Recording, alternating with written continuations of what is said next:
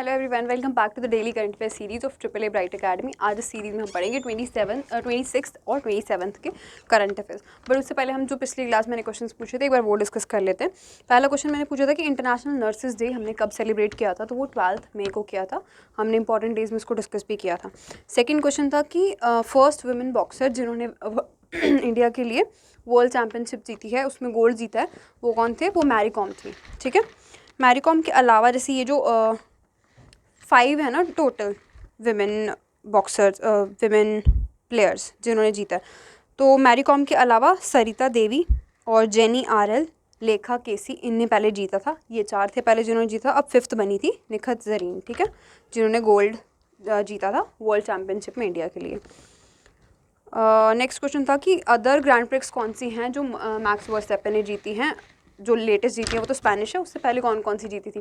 तो Abu Dhabi वाली जीती थी, अमेलिया रोमेनिया वाली जीती थी, और सऊदी अरेबिया वाली जीती थी, मायामी वाली जीती थी, और अभी स्पेनिश वाली। और मैक्स वर्स्टैपेन रेडबुल के लिए प्ले करते हैं। ठीक है, फोर्थ क्वेश्चन मैंने पूछा था कि डीआरडीओ के चेयरमैन कौन हैं, तो वो जी सतीश रेड्डी हैं। ये आपके क्वेश्चन थे जो पिछली क्लास में मैंने पूछे थे। इनमें जो मुझे कमेंट्स में आंसर दिए हैं, साहिल का आंसर था इसमें, प्रियंका, गुलशन और तजिंदर पाल, इन सब ने सही आंसर्स दिए हैं जितने भी दिए। पर कोशिश करना कि सारे आंसर्स दें आप, ठीक है। अगर नहीं आते हैं ना आंसर्स तो एक बार चेक कर लिया करना, बट कोशिश करना कि सारे क्वेश्चंस के आंसर दो। अब स्टार्ट करते हैं आज के करंट अफेयर्स। पहला क्वेश्चन है कि which ministry launch the 8th edition of Swachh Survekshan 2023 under स्वच्छ भारत मिशन अर्बन 2.0। फॉलोइंग में से कौन सी मिनिस्ट्री ने लॉन्च किया है स्वच्छ भारत सर्वेक्षण इस बार वाला 2023 वाला? तो ये किया आपका ministry of housing and urban affairs ने। ओके, स्वच्छ भारत सर्वेक्षण is an annual survey of cleanliness, hygiene and sanitation.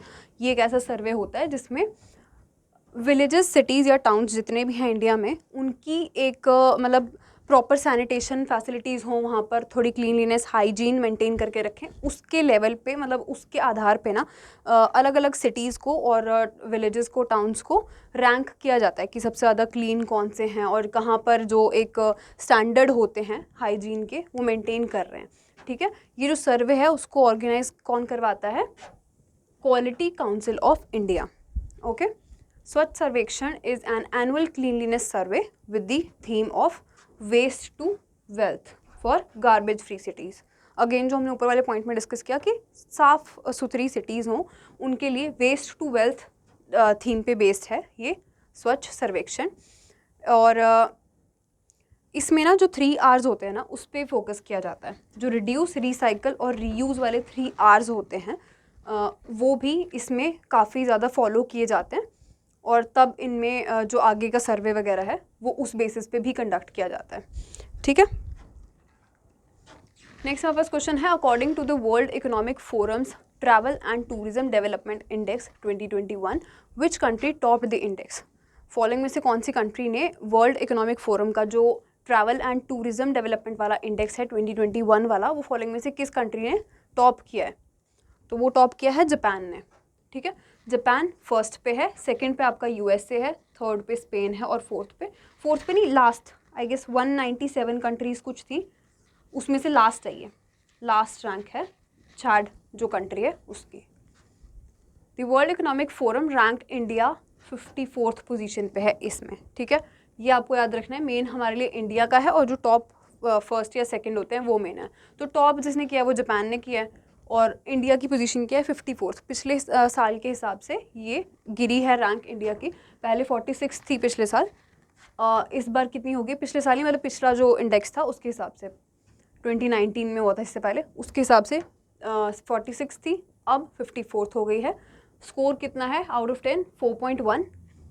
और ट्रैवल और टूरिज़्म डेवलपमेंट इंडेक्स था ये जो वर्ल्ड इकोनॉमिक फोरम ने ऑर्गेनाइज करवाया था। पर इसमें भी ये पोजीशन पे आने के बावजूद इंडिया जो है वो साउथ एशिया में टॉप कर रहा है। ठीक है, टॉप परफॉर्मर है इंडिया अभी भी साउथ एशिया में। द थीम ऑफ इस बारी की जो थीम थी वो क्या थी इस इंडेक्स की? Rebuilding for a sustainable and resilient future. ठीक है, rebuilding for a sustainable and resilient future. Clause Schwab आपके फाउंडर और एग्जीक्यूटिव चेयरमैन हैं WEF के, और हेडक्वार्टर्स के कॉलोनी स्विट्ज़रलैंड में है, इस्टेब्लिश ये 1971 में हो चुका है। नेक्स्ट क्वेश्चन हमारे पास है कि which bank has entered into a co lending agreement for agricultural business with NBFC Paisalo digital limited. Following में से कौन सा बैंक एक को लेंडिंग अग्रीमेंट में मतलब पार्टनर किया है इन्होंने? फॉलोइंग में से जो आपकी NBFC है या नॉन बैंकिंग फाइनेंशियल कॉर्पोरेशन है पैसालो डिजिटल लिमिटेड, उनके साथ मिलके। तो ये किया आपका यूको बैंक ने। यूको बैंक ने ये जो अग्रीमेंट है ये साइन किया है। The co lending agreement aims to tap into the 8 lakh crore market. अब देखो, जो भी जितने भी स्मॉल टिकट लोन्स वगैरह वाले जो मार्केट्स होते हैं ना, वो अराउंड 8 लाख करोड़ तक का मार्केट है। उसमें 365 मिलियन तक लोगों को जो अनबैंक्ड हैं, मतलब जिनके कोई बैंक अकाउंट्स नहीं हैं या जिनको प्रॉपर सर्विसेज वगैरह नहीं मिलती हैं फाइनेंशियल कोई भी, उनके लिए ये जो अग्रीमेंट है इसको साइन किया गया है। इस अग्रीमेंट के अंडर या इस मॉडल के अंडर जो बैंक्स हैं उनको वो अलाउ कर दिए जाएंगे कि जो NBFCs होती हैं, रजिस्टर्ड NBFCs होंगी, उनके साथ मिलके ये लोन्स वगैरह दे पाएंगे, को लेंड कर पाएंगे, मतलब कि उनके साथ मिलके ये लोन्स आगे डिसबर्स कर सकेंगे। ठीक है, इंक्लूडिंग हाउसिंग फाइनेंस कंपनीज। ये जो अग्रीमेंट है इसमें जो हाउसिंग फाइनेंस कंपनीज होंगी रजिस्टर्ड, वो भी इंक्लूड कर दी जाएंगी। ओके, अब यूको बैंक ने ये जो अग्रीमेंट है ये साइन किया है, तो इसमें यूको बैंक के MD CEO भी हमारे लिए इंपॉर्टेंट होते हैं। उनका नाम है सोम शंकर प्रसाद, पहले भी हमने डिस्कस किया हुआ है। इस्टेब्लिश कब हुआ ये? 1943 में। हेडक्वार्टर्स के कोलकाता वेस्ट बंगाल में है, और टैगलाइन क्या है? Honours your trust.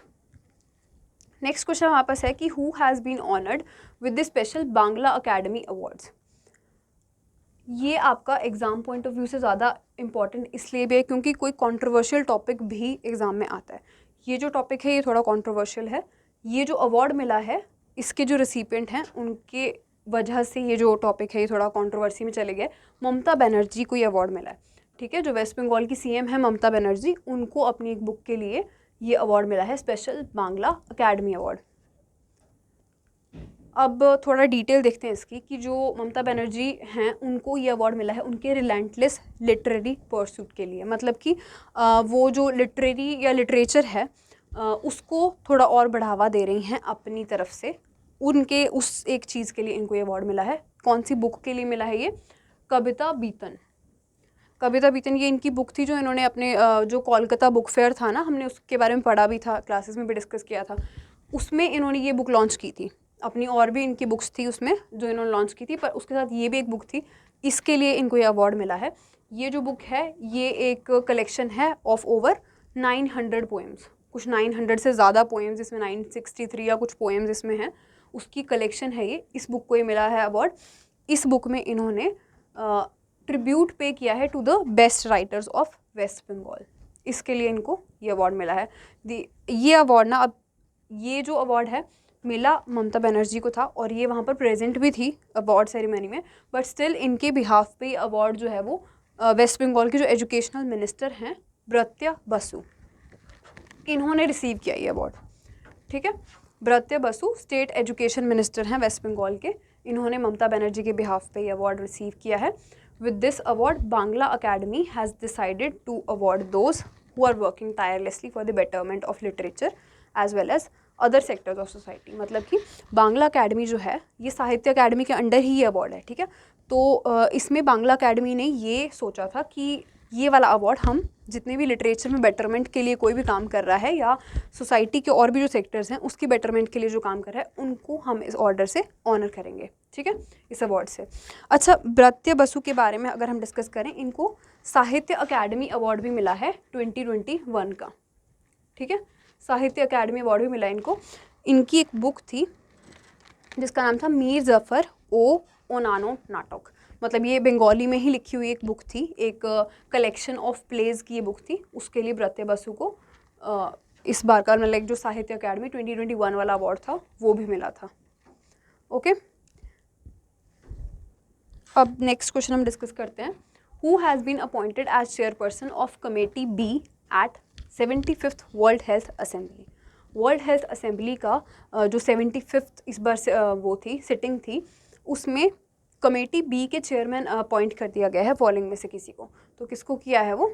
Rajesh Bhushan को, ठीक है, राजेश भूषण को अपॉइंट कर दिया गया है। थोड़ी डिटेल्स देखते हैं इसकी। The World Health Assembly is the forum through which the World Health Organization is governed by its 194 member states.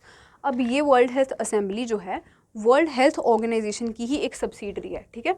इस असेंबली के अंडर ना 2 कमेटीज़ बनती हैं, एक होगी कमेटी ए, एक कमेटी बी।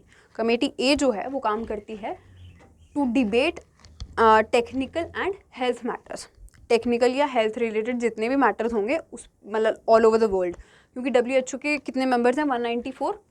ये सारे के सारे इस वाली जो आपकी आपका वर्ल्ड हेल्थ एसोसिएशन असेंबली है इसमें भी पार्ट ले रही हैं। तो इनकी जितनी भी प्रॉब्लम्स होंगी उनके बारे में, लाइक वो चाहे टेक्निकल होंगी या हेल्थ से रिलेटेड कोई होंगी, उसमें उसके बारे में डिस्कशन कहाँ होती है? कमेटी ए में। कमेटी बी क्या डिस्कस करती है?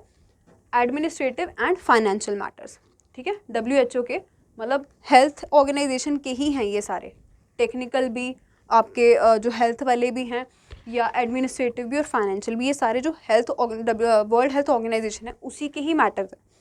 तो जो कमेटी बी है उसके चेयरपर्सन अपॉइंट कर दिया गया है किसको? राजेश भूषण को, ठीक है। ये जो आपकी सिटिंग होती है या ये जो असेंबली होती है ये कहाँ पर होती है? जेनेवा स्विट्ज़रलैंड में, जहाँ पर WHO के हेडक्वार्टर्स भी हैं, okay. Who among the following have become the first woman combat aviator in the Indian Army? ये आपके लिए काफ़ी इंपॉर्टेंट क्वेश्चन है कि निम्नलिखित में से कौन भारतीय सेना में पहली महिला लड़ाकू एविएटर बन गई हैं? तो ये बनी है कैप्टन अभिलाषा बराक, ठीक है। अभिलाषा बराक हरियाणा से बिलोंग करती हैं। ये बन गई हैं पहली, इंडिया की पहली वुमेन कॉम्बैट एविएटर, ठीक है। ये भी आपने न्यूज़ में पढ़ा ही होगा, अवनी चतुर्वेदी, भावना कंठ और मोहना सिंह, इनके बारे में पढ़ा था ना। यहाँ पर हम उसके बारे में डिस्कस भी करेंगे। ये मैंने जो पुरानी न्यूज़ जो इससे रिलेट करती थी वो मैंने यहाँ पर इंक्लूड किया। जून 2016 में इनको पहली मतलब ऐसी ये फीमेल पायलट्स बन गई थी जिनको IAF में फाइटर स्क्वाड्रन में शामिल कर दिया गया था, ठीक है।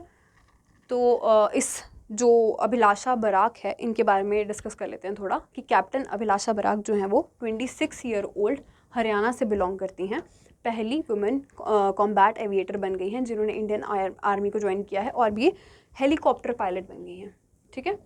हेलीकॉप्टर पायलट बन गई हैं ये। The Indian army inducted women into the corps of military police in May 2021। अब इंडियन आर्मी जो है उन्होंने विमेन को जो मिलिट्री पुलिस है उसमें May 2021 में शामिल किया था, ठीक है। और फिर उसके बाद से ये लोग जो नॉन ऑफिसर कैडर होता है उसमें भी विमेन पार्टिसिपेट कर सकती थी या उसमें भी सर्व कर सकती थी, ठीक है।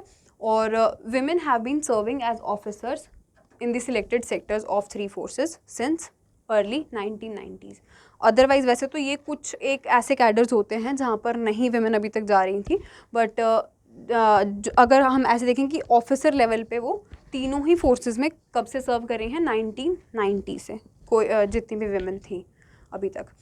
और ये वाली news just as a pointer हमने यहाँ पर डिस्कस कर लिया क्योंकि इससे रिलेटेड थी। ये भी फर्स्ट थी ना अपने आपके फाइटर स्क्वाड्रन के लिए, पहली फीमेल पायलट थी ये तीनों, तो इसलिए ये भी इम्पॉर्टेंट था। जून 2016 में इनको इन्होंने एक फीट जो है अचीव किया था।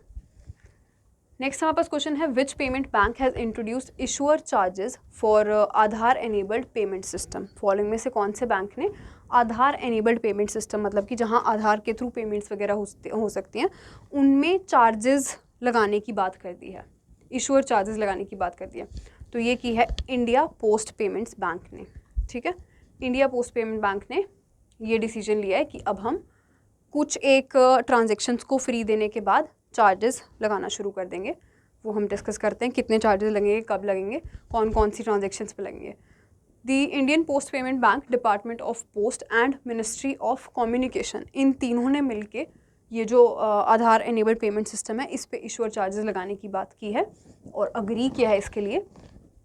AEPS जो है, जो आपका आधार एनेबल्ड पेमेंट सिस्टम है, ये इस पे जो चार्जेस लगने शुरू हो जाएंगे वो कब से इफेक्ट में आएंगे? जून 15, 2022 से। ये डेट आपके लिए बहुत इंपॉर्टेंट है, ये आपको याद रखना है। कब से चार्जेस लगेंगे? जून 15, 2022 से।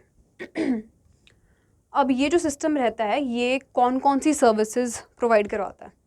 कैश डिपॉजिट होगा आधार के थ्रू, कैश विड्रॉल होगा, बैलेंस की इंक्वायरी आप कर सकते हो आधार के थ्रू, मिनी स्टेटमेंट कर सकते हो। मिनी स्टेटमेंट मतलब आपकी जो रिसेंट क्रेडिट या डेबिट कार्ड की ट्रांजेक्शन होती हैं वो भी आप इधर चेक कर सकते हो। आधार टू आधार फंड ट्रांसफ़र कर सकते हो, ऑथेंटिकेशन कर सकते हो, कुछ भी चेंजेस लाने हैं। और भीम आधार पे वगैरह आप सब कुछ एक आधार की तरफ से, मतलब आधार कार्ड के नंबर या आधार कार्ड की वजह से आप यूज़ कर सकते हो। इन वाली सारी सर्विसेज का भी आप फ़ायदा उठा सकते हो।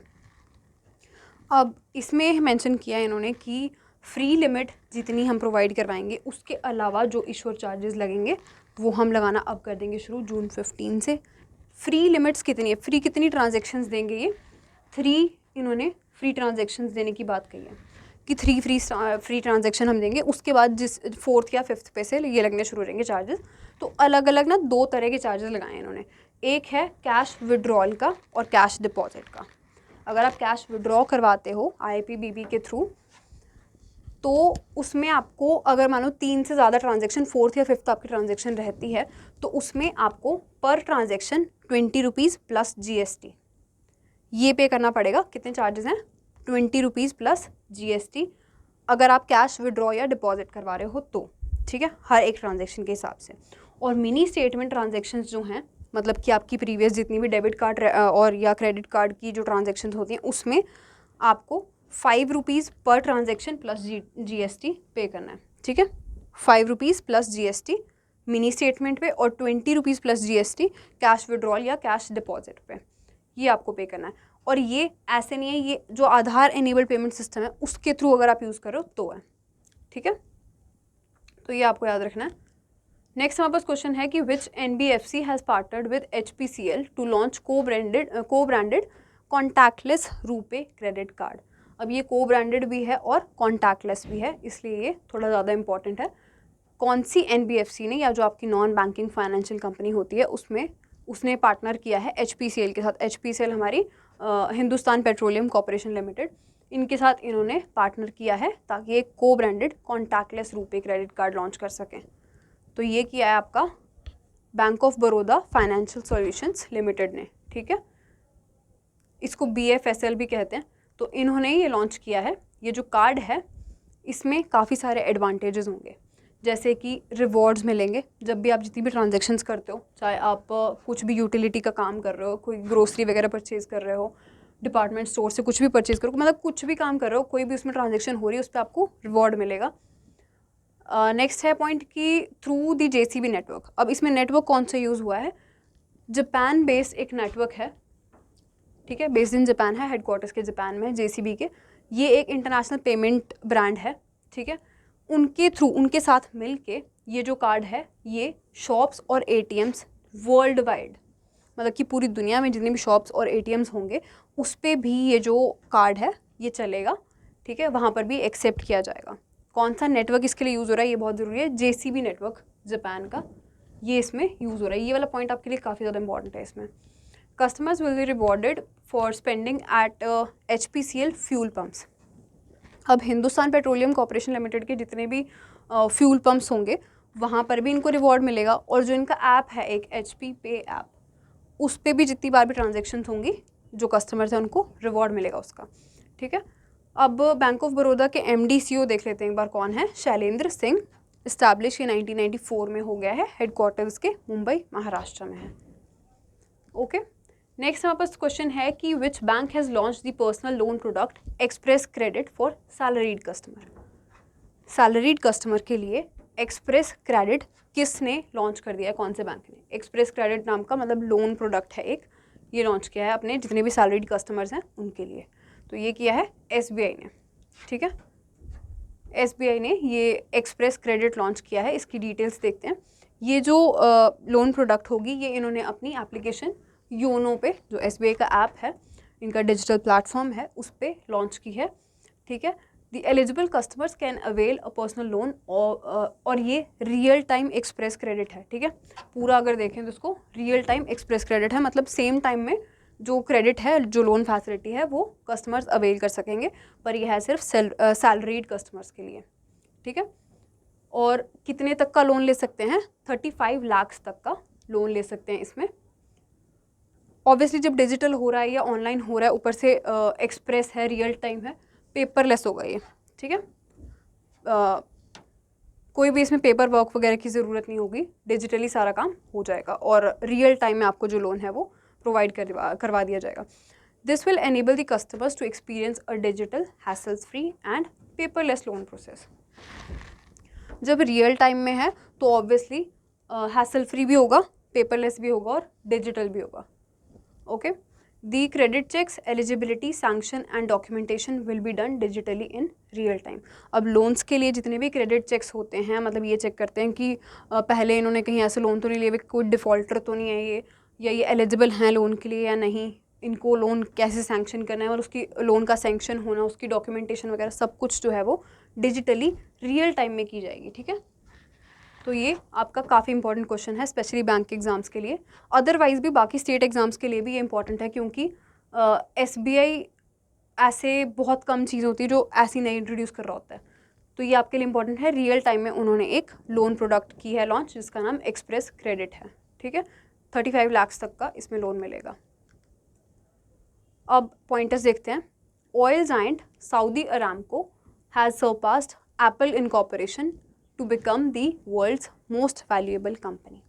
सऊदी अरामको जो एक ऑयल कंपनी है सऊदी अरब की या UAE की, वो मोस्ट वैल्यूएबल कंपनी बन गई है इन द वर्ल्ड, और उसने एप्पल को भी सरपास कर दिया, मतलब एप्पल को भी पीछे छोड़ दिया है इस एक चीज़ में, ठीक है। और किस वजह से हुआ ये? ऑब्वियसली ऑयल प्राइसेस जितने राइज हो रहे हैं, उसके बाद तो जो ऑयल कंपनीज होंगी वो तो ऑब्वियसली प्रॉफिट गेन करेंगी, तो उसी की वजह से सऊदी अरामको बन गई है most valuable company. Next point है कि रस्किन बॉन्ड की एक नई बुक लॉन्च हुई है जिसका नाम है listen to your heart the London adventure, ठीक है। नॉट सो इम्पॉर्टेंट, बट पता होना चाहिए कि किसकी बुक है। नेक्स्ट पॉइंट है कि उड़ीसा के CM जो है नवीन पटनायक, उन्होंने एक इंडिया का first Olympic values education programme launch कर दिया है उड़ीसा में।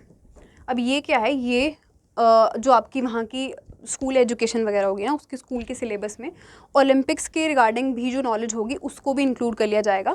बच्चों को ओलंपिक्स के बारे में स्कूल में पढ़ाना शुरू कर दिया जाएगा, और इसके थ्रू बच्चों की हेल्थ और उनकी मेंटल वेलबींग पे एक चेक रखा जाएगा, ठीक है, या उसमें एक फ़ायदा आएगा। तो ये आपको याद रखना है कि ये पहला इम्प्लीमेंट किसने किया है? उड़ीसा ने, ठीक है। अब नेक्स्ट पॉइंटर है कि twin cyclone Karim and Asani formed in the Indian ocean region. कोई भी साइक्लोन होते हैं या अर्थक्वेक्स वगैरह होते हैं जिनके नाम वगैरह दे दिए जाते हैं और इम्पॉर्टेंट होते हैं आपके एग्जाम पॉइंट ऑफ व्यू से, तो उसमें एक और चीज़ इंपॉर्टेंट होती है कि ये नाम कौन सी कंट्री ने दिए थे इनको। तो ये जो करीम एंड असानी साइक्लोन है ये इंडियन ओशन रीजन में हुए थे, और नाम किसने दिए थे? करीम नाम दिया है सीशेल्स ने, जो साउथ अफ्रीका में, और जो आपका असानी वाला नाम है वो श्रीलंका ने दिया है इसको, ठीक है। नेक्स्ट पॉइंटर है कि Kolkata municipal corporation release the people's biodiversity register for the city, the first of its kind report of any Indian metro city. Kolkata municipal corporation ने एक पीपल्स बायोडाइवर्सिटी रजिस्टर लॉन्च किया। बायोडाइवर्सिटी रजिस्टर क्या होता है कि जितना भी कोलकाता में फ्लोरा या फौना होगी, जितनी भी वहाँ की मतलब एनिमल्स होंगे या बर्ड्स होंगे या फिर ट्रीज़ वगैरह होंगे, वो सब की ना एक ये बायोडाइवर्सिटी रजिस्टर में एक मतलब रिकॉर्ड रखा जाएगा, ठीक है। और ऐसा रिकॉर्ड रखने वाली, ऐसा रजिस्टर मेंटेन करने वाली पहली स्टेट बन गई है, पहली सिटी बन गई है मेट्रो सिटी कोलकाता, ठीक है। नेक्स्ट पॉइंट है कि the officers of the order of British empire OBE was presented by the queen of England to Kishore Jayaraman, जो प्रेसिडेंट है रॉल्स रॉयस इंडिया की जो ब्रांच है उसके, और साउथ एशिया रीजन के भी यही प्रेसिडेंट है रॉल्स रॉयस के। तो इनको ये अवार्ड मिला है officer of the order of British Empire. इससे पहले एक और अवार्ड भी मिला था member of royal orders of British Empire. ये किसको मिला है ये भी आपने मुझे बताना है आज, ठीक है। नेक्स्ट हमारे पास पॉइंटर है Indian officer Anwar Hussain Sheikh would take the role of the chair of WTO's committee on technical barriers to trade.